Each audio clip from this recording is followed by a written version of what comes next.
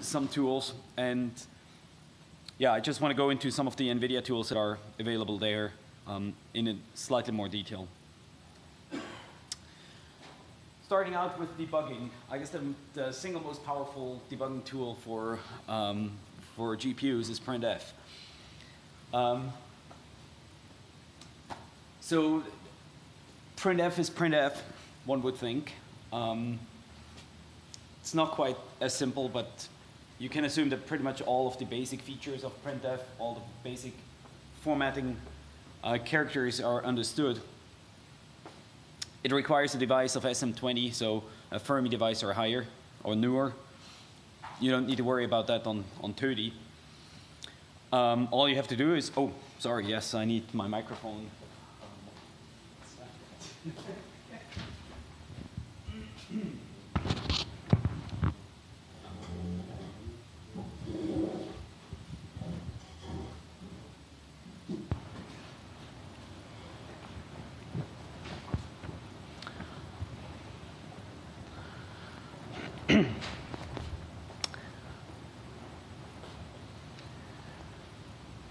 Yeah, so printf is printf. Not a whole lot of differences between the CPU side and the GPU side. However, there's a few things that you need to be aware of, and that can create some confusing situations. One is that printf uses a fixed size buffer on the device. So depending on how much output you create and how often that you actually give it the opportunity to flush this buffer to screen or to the command line, you might run into the situation where some of the output is not showing up on screen. So it's a circular buffer, and just the more you produce, the more likely you will just overrun some of the output that you've produced before. The other thing is that the buffer is only flushed every so often. Basically, if you have a kernel that uses printf within the kernel, this output is going to sit on the device until you launch the next kernel, or until you have some synchronization calls. The exact list is in the programming guide, but it's basically if you have a CUDA device reset or a CUDA stream synchronize and a few more of those fairly heavyweight calls, that it then goes out and checks if there's a buffer, a printf buffer available. It pulls it over to the CPU and displays it. So, yeah, one thing to that's just something to keep in mind when you're not seeing the output that you would expect. And that also means that, right, the output from the device comes completely out of sync with the output from the host side. Otherwise, it's just your good old printf. Actually, just one more comment on the formatting characters. The actual formatting of the string happens on the host. So you have, that means that the formatting characters are the ones that are supported by your host compiler. Again, if you're all working under Linux and basically under GCC as the host compiler, it doesn't make a huge difference. Now there's CUDA-GDB. I'm personally not a GDB user, so I'm probably not in a great position to go into many details here. But basically, the way that you do it is you have to instrument your code first. Well, you have to compile it with debug symbols turned on. And you have to turn the debug symbols on for both the host and the GPU code. So that's why you need to provide the lowercase -g option for debug symbols for the for the CPU code, and the uppercase -g for debug symbol for the GPU code. In addition, you should provide the -gen code option. So basically telling the compiler to generate a binary for this particular architecture that you're working on.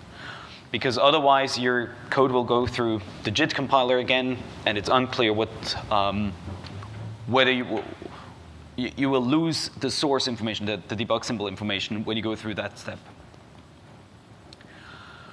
So once you have created your binary, you run your application as you would, or you run GDB as you would otherwise.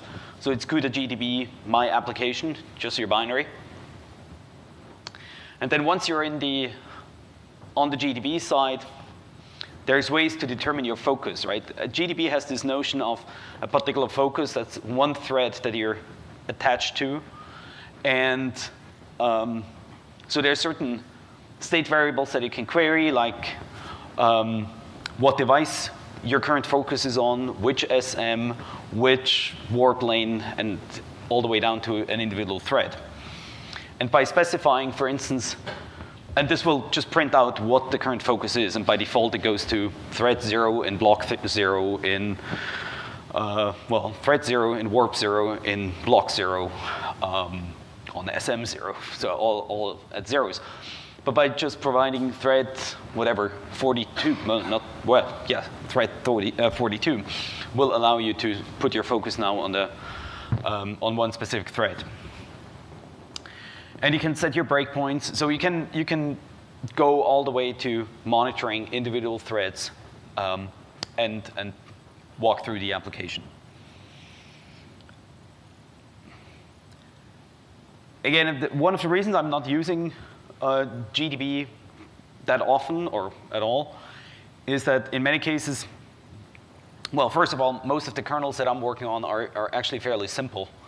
And using printf has served, in many cases, the purposes. Also, I personally find it very confusing to navigate with your focuses through an application. But that's, again, maybe just a question of getting used to it. Now, a tool that I think is very useful is CUDA memcheck. And CUDA memcheck is actually two tools. One is the memory checker, which is comparable to Valgrind, and the memcheck tool within Valgrind.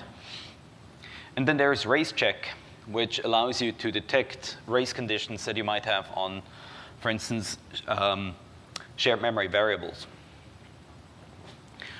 First, for the CUDA memcheck, one of the errors that you might find when you're writing CUDA code is that you're launching a kernel, and CUDA will report unspecified launch failure. And that's pretty close to a seg fault on the host code. So those are oftentimes fairly hard to find where exactly it happens. I mean, you know most likely somebody's writing out of bounds, or you're dereferencing a null pointer or whatnot, but yeah, what to do next? So all you need to do at that point is to rerun your application with CUDA memcheck and then your binary.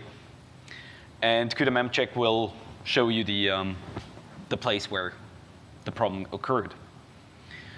Now, you don't really need recompilation. However, with recompilation, you can make CUDA memcheck much more verbose. And so it might make it easier for you to pinpoint exactly where the problem occurs.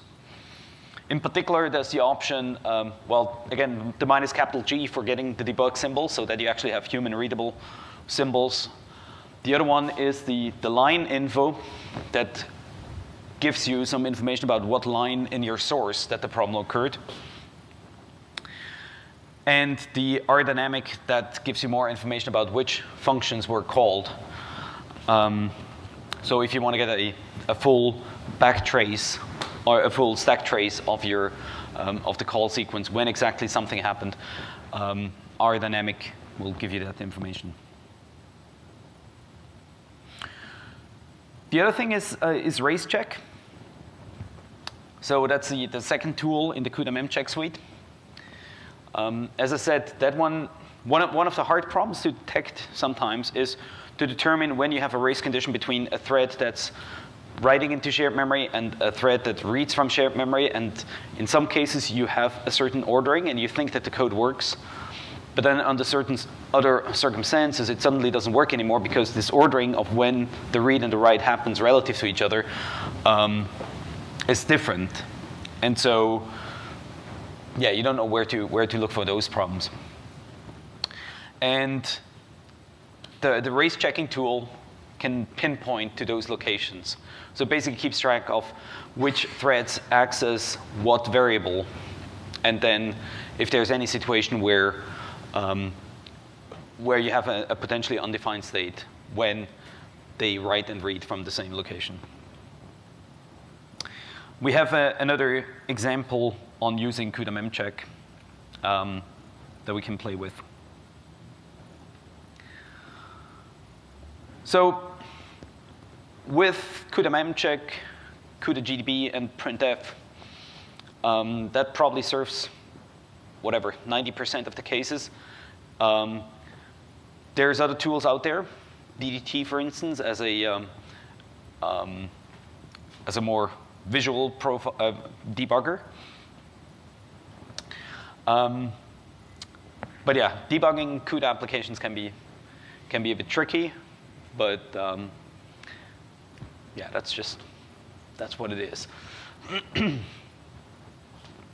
Yeah, Ole spent quite some time on trying that for a very simple kernel, but there was this very subtle erase condition that took a lot of time to isolate.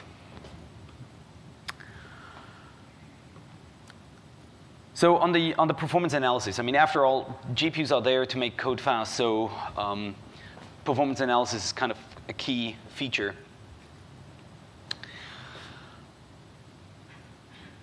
Kind of the easiest way to profile code, the oldest way to profile code with CUDA is the command line profiler. And you enable that one by simply exporting the CUDA profile environment variable. You set it to 1, and what will happen is that it collects information about all the kernel launches and will print this into a file for later inspection. Now, while the profile log is somewhat verbose and easy to read, it doesn't contain all the necessary information, and especially it's not in a form that can be used to then display some nice timelines of when exactly the kernel launches happened. So there's a few more environment variables that you might want to set when you want to use the command line profiler. The first one is to set the environment CSV, that's column separated values. So basically, instead of a verbose output, it will produce a just column separated value table in the output file of the individual events that it has been looking at. The other thing is if you have a parallel code, by default, the command line profiler just writes its file, the log file, into one single file that's whatever, CUDA_profile.log, I think. Now, if you have a parallel application and each one of your MPI ranks is profiling, well, they will all write into the same file and you get garbage. So one way to avoid that is to explicitly set the log file's name. And in this case, I called it profile underscore. And then with the %p, it will add the process ID to the name of the log file. And so you can create for all your MPI ranks individual profiling logs and then analyze that in a tool like the Visual Profiler. Also, by default, the profiler collects some information about the kernels, but there is much more information that can be traced. And so you might want to have your customized profile configuration file, and that's just a text file that contains some information of the data that you want to collect. And so, for instance, here we have a sample configuration file. That's individual lines, and that just gives you then individual columns of values that are being collected.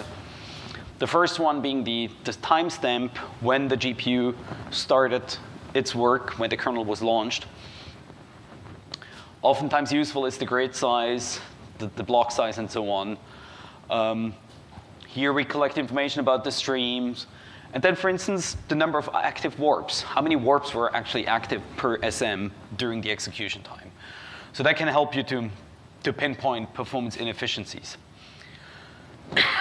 Now, a valid question is like, where the hell do I know these names from? And excuse me. So one way is to just go to the website.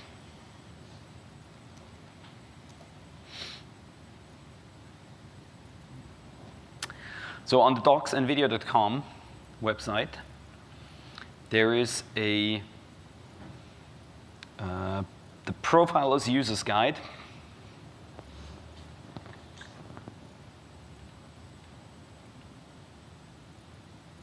Oh, I'm already there. And then there should be a section.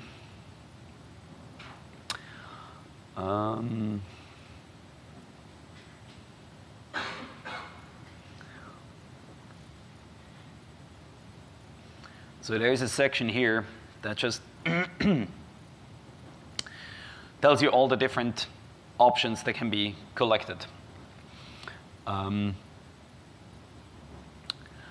there's actually much more data that can be collected from the hardware counters that you have on the GPU. And how to find the name of those, we'll get to in a second.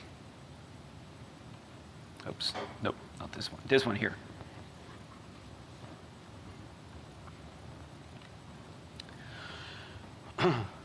So collecting this information actually on the XK6, on the old 30, that was the only way to produce profiles or even just timelines. Now there's a new tool, but unfortunately it's not the graphical one that you want to use on 30. But let me first introduce just the visual profiler, how it looks like and what you can do, especially when you have it sitting on your local workstation and you have the code actually running on the GPU in your workstation. So what you see here is just a screenshot of the visual profiler. And you basically get a timeline of the individual kernels and the memory transfers that you have between host and GPU. But in addition, it also gives you a whole range of analyses that it can perform for you. And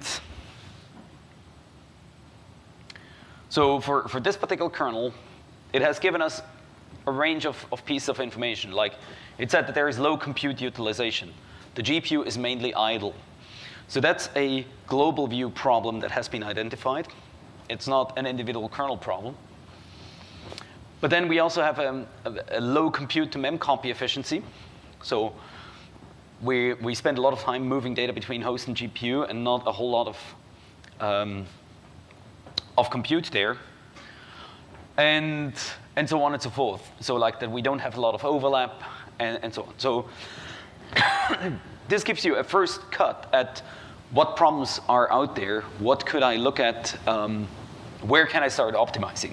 Because in many cases, you're running your application, you see that the performance is, what, only 90% of what you got on the CPU. So what can I do? Where is the problem? And so this helps you at least pinpoint some of the, give you some direction of where to start looking. And so this is from an example where we looked into doing a matrix transpose, and I can, if we have time, I can show you some more in detail what we looked at there. But so after let's go back one. So one of the things here was the low compute to memcopy efficiency, so that we needed a lot of data to be moved to the streaming multiprocessors for the amount of computation that we did. And so we could look into the kernel, and the kernel analysis then would tell us, again, a lot of information, like when exactly the kernel starts, ended, and so on. So all the information that we collected previously with the command line profiler can tell us how many registers we've used. But here is the cool one. It also tells us like how efficiently we load memory into the streaming multiprocessors, or how efficiently we write it. It has this beautiful exclamation mark telling us, hey, there is something wrong here. So while we have perfect load efficiency, so we load only as much data from the GPU memory to the streaming multiprocessors as we need, we only use about 1/8 of the data that we store, or we have to, yeah, we are not as efficient in storing data as we could be. We need to spend 8 times as much time to store data as we should. And as you can see, there's another few exclamation marks that could be addressed later on. But whenever you have a problem with the profile, looking into global memory accesses, that's usually a good starting point for optimization. And then the cool stuff continues. It's when you compile your code with -line info, the tool can actually pinpoint you. I think I have it highlighted a bit. The tool can tell us that we have an uncoalesced global memory access. And it says that we have too many store transactions, that they are non-coalesced. And it can pinpoint us to the line in the source where this happens, which line was responsible for this inefficiency. And again, apologies, I didn't go into the details of how to make sure that we do coalesced reads and writes, but just to recap, right, coalesced reads means that all the threads within a warp are accessing adjacent memory locations. And that's what we do here, right? We have the matrix, and we read them whatever, in column mature format. So yeah, we're just reading adjacent memory locations. Perfect. But when you write out the transpose of it, we have huge gaps in between. And so that's why we then get the non-coalesced memory writes.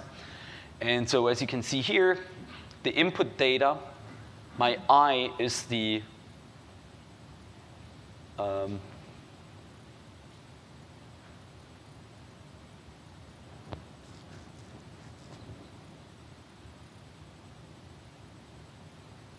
let's see. I'm confused. That is most likely that's most likely already the optimized one. Oh no, the I is the index. Right. The I is the counting index. It's not the thread index. And so in this case, my index IN should be adjacent in memory. Yeah, so index, you can't read it, but you probably can see it on the slides. But index IN is basically adjacent thread indices access adjacent addresses, whereas index out is the Y index times the height. So you're multiplying the thread index by the width of the height of your matrix.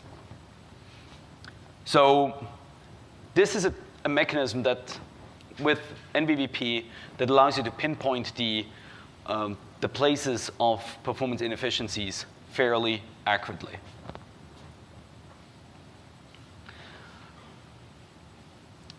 And there's additional metrics. So for instance, one is branch divergence. As you remember, the threads are all executed in these warps. And so if threads take different control flow paths through the kernel, some of them will just sit idle, and others will perform some additional work.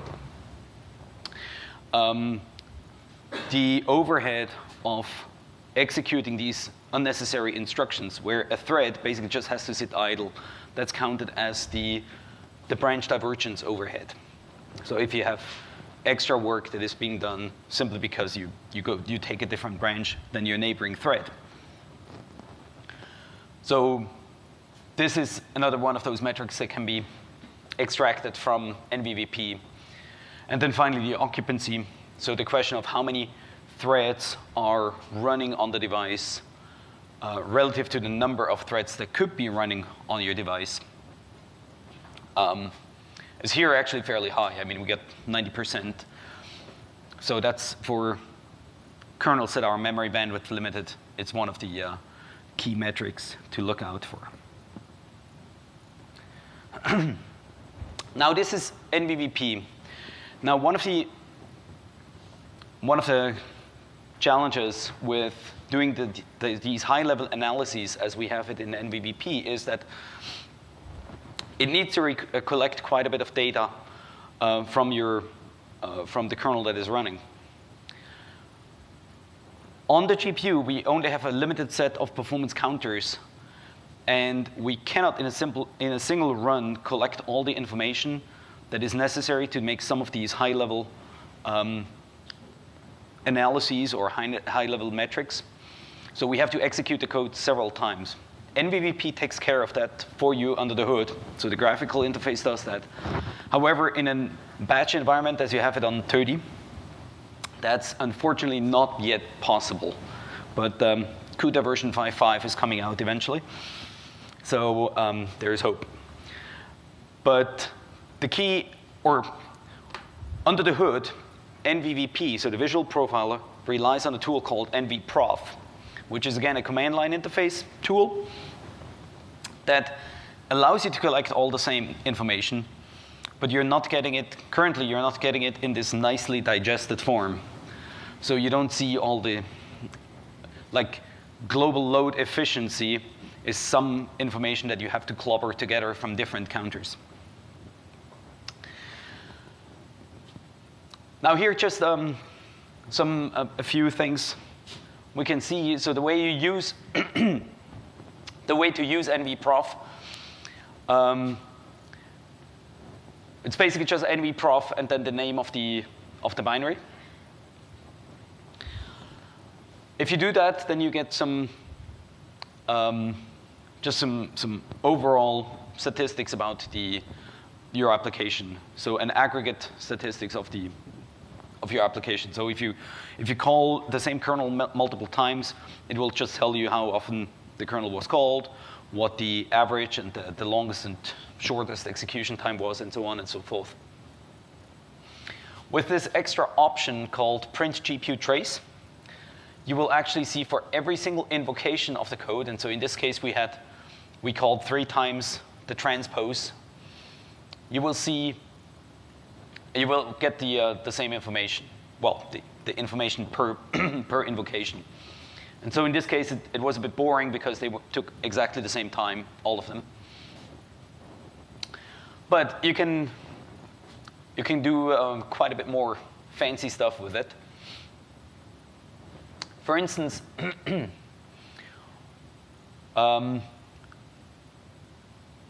what we got here, what we looked at here. So you can monitor individual events, individual performance counters. And what we looked here is the number of blocks that were executed on each one of the streaming multiprocessors. Now, by default, NVProf just sums up the information for the entire GPU. So that's called the aggregate mode. But you can turn the aggregate mode off. And so you get, for each one of the streaming multiprocessors, you can see here how many blocks were executed on each one of those.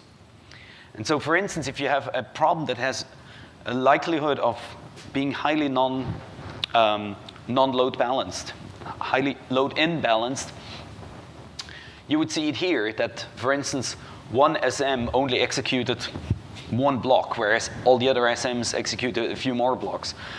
And so that's just one additional information that you can then take into consideration when trying to optimize the kernel.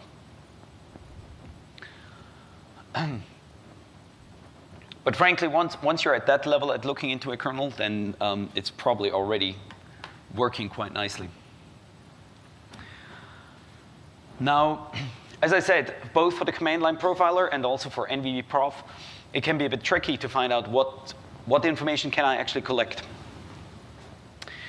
And so a helpful option for NVProf is the -- query events flag that will just, for the attached GPU, tell you all the events that you can collect. And we will go through that in a second as well. for 30.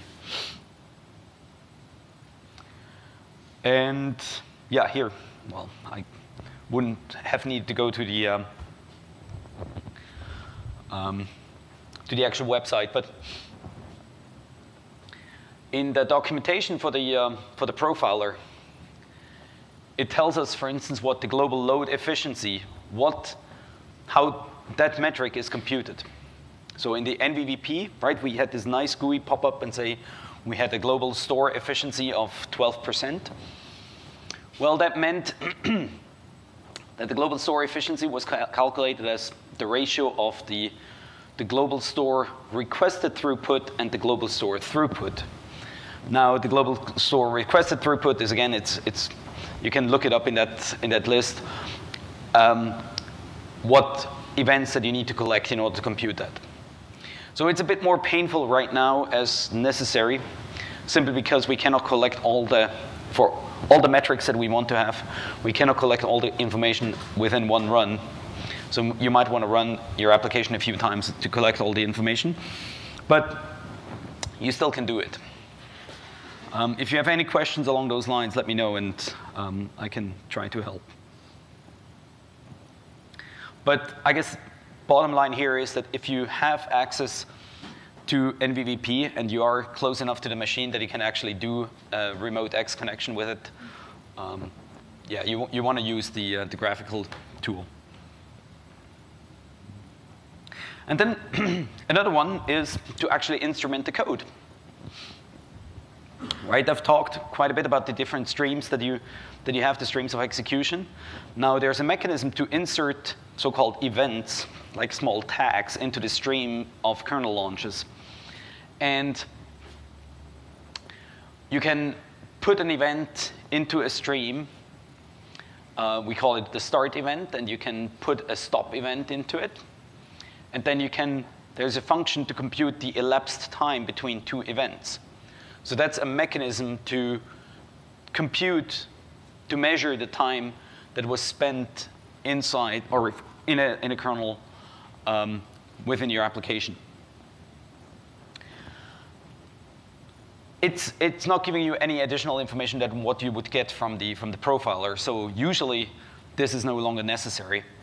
But I don't know, if you have an application that a typical one would be a graphical one where you need to display the number of frames per second that you display, right? And so in your application, you want to have to derive this metric. Then you want to do this in code. An important point here is that you want to add the event synchronize. That means you want to make sure that you're waiting for the stop to occur before you're actually computing the difference between the start and the end time. So this is it for the slides. So I would suggest we just look at some of the tools that we had discussed.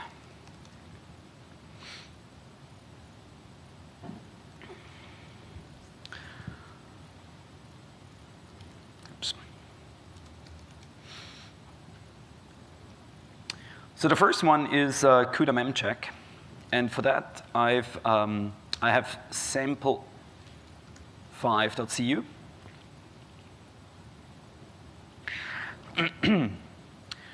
This is exactly the same as sample2, but what we've done is that we, instead of launching n threads, we're now launching 2 n threads. So we're launching way more threads than we have allocated buffer space. Right? In that example, we allocated a buffer of 100 elements, and we're going now for 200 threads. So we're accessing out of bounds. So we need to make that one.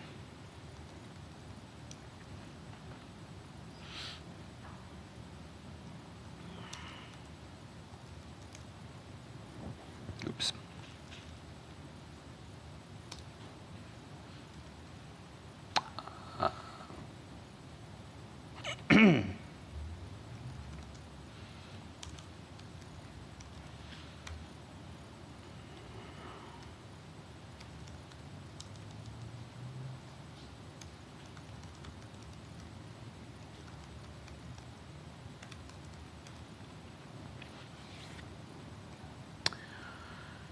And so app run minus n1. Oh, let me make sure.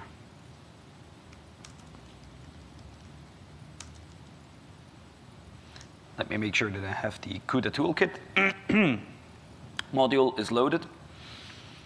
So it's my app run minus n1 and CUDA memcheck sample 5. Right, whoa, whoa, whoa. So as you can tell, memcheck has worked as it should. And it will tell you here,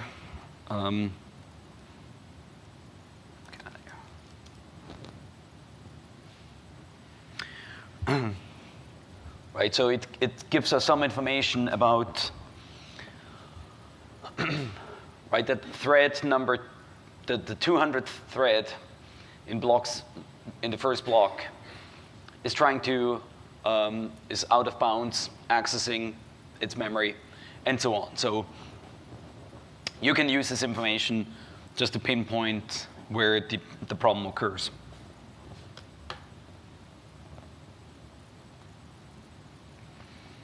Okay.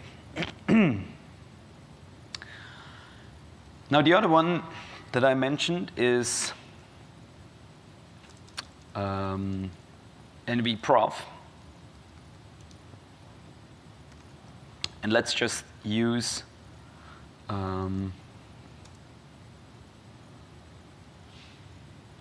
actually let's compile sample 3.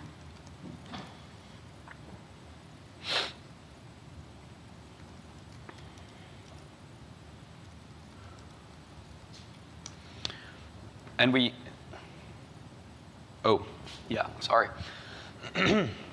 There's, in order to use NVProf, there is a path to a library that needs to be set. And we can determine that by finding out where we have NVCC. And so we need this path. LD library path is, oops, is this one, oops, lib64 and LD library path. So, okay. So here we just use the basic invocation of NVProf. Oh, sorry. So we use the basic invocation of NVProf, no additional command line arguments. And so after the application has completed, we now see the kernel that was executed and the host to device and device to host transfers. Now, as I said, there's a wealth of options you can use, but print GPU trace.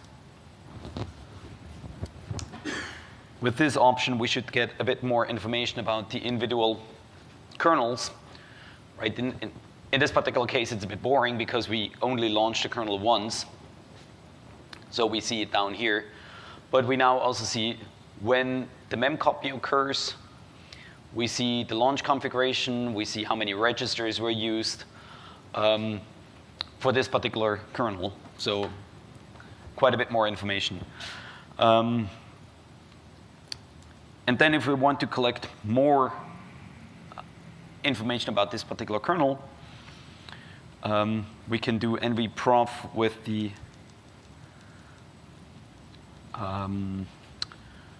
query events.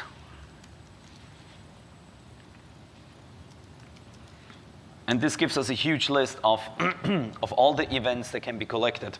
It's now breaking up here because of the font size. Let's see. But this tool allows you to go really deep about now I have a problem here, sorry. It allows you to go very deep into the individual parts of the architecture. Right? We look at things of, let's see, like how many cache hits we have, cache misses, like how many instructions were executed,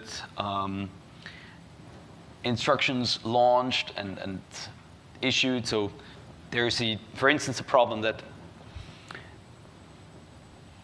we mentioned the effect of non-coalesced memory access, right? That if you have if each thread in a warp accesses completely different memory locations, it's basically serialized into multiple requests that go out to different chunks of memory.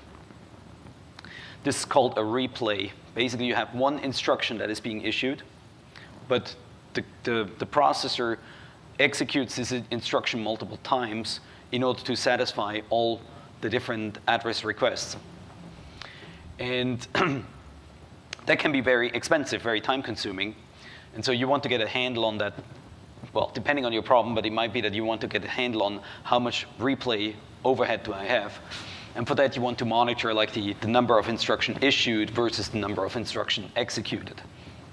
Right? The replay means that you're executing way more instructions than you're issuing.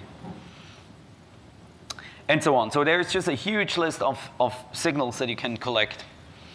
And as I said, in the user's guide for the profiler, it will tell you how to convert these signals into metrics that give you some better understanding of your application. And now I'm definitely about to lose my voice.